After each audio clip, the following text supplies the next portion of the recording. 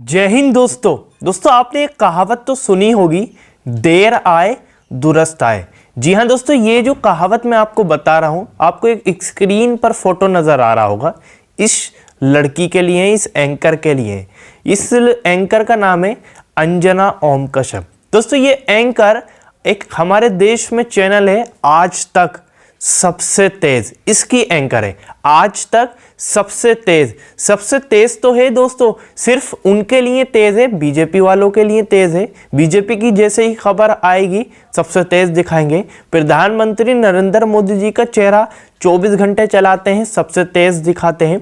वहीं दोस्तों अगर देश का कोई मुद्दा है या कोई ऐसी स्थिति है जिससे भारतीय जनता पार्टी को नुकसान हो रहा है, वो अपने चैनल पर बिल्कुल भी तेज नहीं दिखाते। सिर्फ और सिर्फ वो चीजें दिखाते हैं जिससे भारतीय जनता पार्टी का फायदा होता है, वो बहुत ही ज्यादा तेजी से दिखाते हैं। पर दोस्तों देर आए दुरुस्त आए, ये कहावत अंजना ओम कश्यप के ऊपर है। अब ये जो एंकर है, ये गोदी मीडिया की एंकर है, इसने अब बंगाल में चुनाव हो रहा है उसके ऊपर भी सवाल पूछे, वहीं साथ के साथ कोरोना के ऊपर भी अब बातचीत करने लगे। जहां पर सिर्फ और सिर्फ ये बंगाल चुनाव का चला रहे थे अपने चैनल पर, कोरोना से लोग इतने मर रहे हैं, इतने केस निकल रहे हैं, उसके ऊपर कुछ भी नहीं चला रहे थे।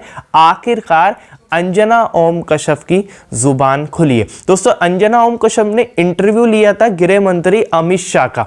सबसे पहले तो मैं अमित शाह का और जो अंजना ओम कश्यप ने इंटरव्यू लिया उसकी फोटो दिखाता हूं, स्क्रीन पर देखिए। दोस्तों आपको इस फोटो में नजर आ रहे होंगे गृह मंत्री अमित शाह और आज तक की जो एंकर है अंजना ओम कश्यप। अंजना ओम कश्यप ने तो मास्क लगा रखा है, पर हमारे देश का जो गृह मंत्री है अमित शाह, जो बड़े कड़े फैसले के लिए जाने जाता है, उस शख्स ने इंटरव्यू ले रही है अंजना ओम कश्यप और मुंह पर मास्क नहीं लगा रखा है। यानी क्या गृह मंत्री अमित शाह को कोरोना नहीं हो सकता? अगर गृह मंत्री अमित शाह मास्क नहीं लगा रहा है तो फिर देश की जनता से क्यों कहा जा रहा है कि मास्क का पालन करिए? दोस्तों टीवी पर आते हैं प्रधानमंत्री नरेंद्र मोदी जी और कहते हैं कि सैनिटाइजर यूज करें, मास्क जरूर लगाएं। तो जब सबसे पहले तो ये देश की जनता से ना कहें, सबसे पहले अपने गृह मंत्री से कहें, देश के गृह मंत्री से कहें। दोस्तों शर्म आनी चाहिए कि देश का गृह मंत्री कहीं भी जा रहा है, रैलियों में जा रहा है, रोड शो कर रहा है, वहां पर मास्क बिना मास्क के ही घूम रहा है। अब यहाँ पर एक इंटरव्यू अंजना ओम कश्यप ने लिया है तो उसमें भी मास्क नहीं दिख रहा है। और दोस्तों आज तक के चैनल पे लाखों करोड़ों लोग देखते हैं, उसमें कितने लोग देख रहे होंगे कि हमारे देश का गृह मंत्री ही प्रधानमंत्री नरेंद्र मोदी की बात ही नहीं सुन रहा है। अब दोस्तों अंजना ओम कश्यप ने क्या ट्वीट किया है आप स्क्रीन पर देखिए।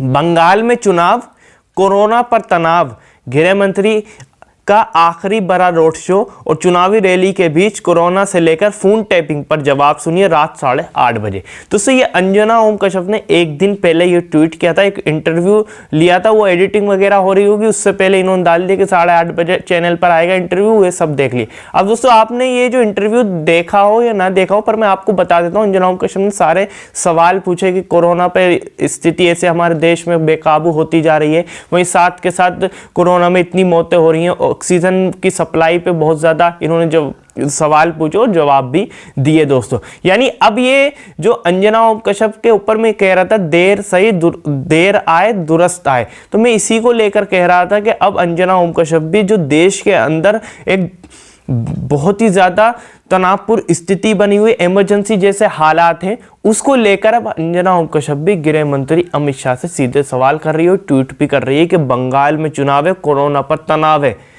गृह मंत्री का आखिरी बड़ा रोड शो और चुनावी रैली के बीच कोरोना से लेकर फोन टैपिंग पर जवाब सुनिए। वहीं अंजना ओम कश्यप ने एक आज ही अभी 4 घंटे पहले एक ट्वीट करा, उस स्क्रीन पर देखिए, जो देश के अंदर 24 घंटे में केस निकले उस पर ट्वीट किया कि न्यू केसेस 3.16 लाख यानी 3,16,000 केस निकले हैं दोस्तों आज हमारे देश के अंदर। और रोजाना अगर डेथ की बात करें, आज 24 घंटे के अंदर 2,102 लोगों की मौत हुई है दोस्तों। बड़े ही शर्म की बात है दोस्तों, हमारे देश के नेता बंगाल में चुनाव की रैलियां कर रहे हैं और चुनाव की रैलियां में हजारों लाखों लोग जमा कर वहां पर कोरोना फैलाकर आ जाते हैं। फिर जब दिल्ली आ जाते हैं, अपने घर आ जाते हैं, मीडिया के सामने जब संबोधित होते हैं तो ऐसा दिखाते हैं कि यही वैज्ञानिक है, इन्होंने ही कोरोना वायरस पर रिसर्च कर रखी है और देश के लोगों को ज्ञान देते हैं कि मास्क पहनिए, सैनिटाइजर का यूज़ करिए, अगर ज़रूरत है बाहर जाने की तो जब ही जाइए वरना घर पर रहिए। पर इन्हें शर्म नहीं आती कि बंगाल में इतने लाखों लोगों के बीच में जाकर रैलियां कर रहे हैं। बड़े ही शर्म की बात है दोस्तों। एक मैं आपको एक पढ़कर सुनाता हूँ, स्क्रीन पर देखिए कि हमारे देश की यानी हमारे देश की जो आर्मी है वो चाइना से लड़ेगी, देश की जो मीडिया है, गोदी मीडिया, वो पाकिस्तान से लड़ेगी, वहीं साथ के साथ जो कोरोना से जनता लड़ेगी और बीजेपी जो सिर्फ है वो चुनाव लड़ेगी। वहीं दोस्तों एक और फोटो आपको स्क्रीन पर दिखाता हूँ। देश कैसे माफ करेगा जब लोग मर रहे थे, आप रैली कर रहे थे। दोस्तों ये कितना अच्छी लाइन लिखी हुई है कि देश कैसे माफ करेगा जब लोग मर रहे थे, आप रैली कर रहे थे। हाँ दोस्तों सही बात है कि हमारे देश में हज़ारों लोग रोज़ाना मर रहे हैं, रोज़ाना लाखों लोग कोरोना वायरस की चपेट में आ रहे हैं। हमारे देश के हॉस्पिटलों में ऑक्सीजन नहीं है। अभी महाराष्ट्र के अंदर आधे घंटे को कल ऑक्सीजन की सप्लाई बंद हो गई थी, जिसमें 22 लोगों की मौत हो गई। दोस्तों हमारे देश में ये क्या हो रहा है, और हमारे देश की सरकार अब भी चुनाव में व्यस्त है। दोस्तों 29 चुनाव में व्यस्त है, बंगाल चुनाव में व्यस्त है, और देश में जो ऐसी तनावपूर्ण स्थिति बनी हुई है उस पर कोई भी काम नहीं कर रही है। बस देश की जनता से मैं यही कहना चाहूँगा, मंदिर और मस्जिद के मुद्दे पर मत भटकना, हिंदू और मुसलमान के मुद्दे पर मत भटकना। जो आपके देश में, आपके क्षेत्र में, आपके ज़िले में जो काम करेगा, जो विकास करेगा, उसको ही अपना नेता चुनना। चलिए दोस्तों आपकी क्या राय है, आप नीचे कमेंट बॉक्स में जरूर बताइएगा। इस वीडियो को ज़्यादा से शेयर करिएगा, लाइक जरूर करिएगा। चैनल पर नए, चैनल को जरूर सब्सक्राइब और बेल आइकन को जरूर दबा दें ताकि मैं जब भी नई वीडियो लेकर आऊँ तो आपको पता चल जाएगा। चलिए इस वीडियो में इतना ही।